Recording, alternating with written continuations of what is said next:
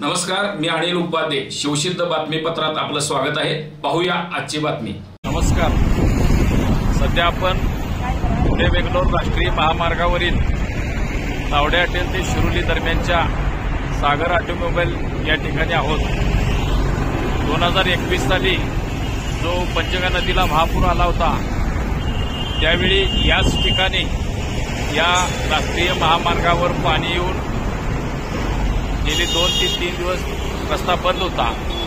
यावर्षीही पंचगंगा नदीला महापूर आला आहे. गेली 2 दिवसापासून आपण पाहता की या राष्ट्रीय महामार्गालगत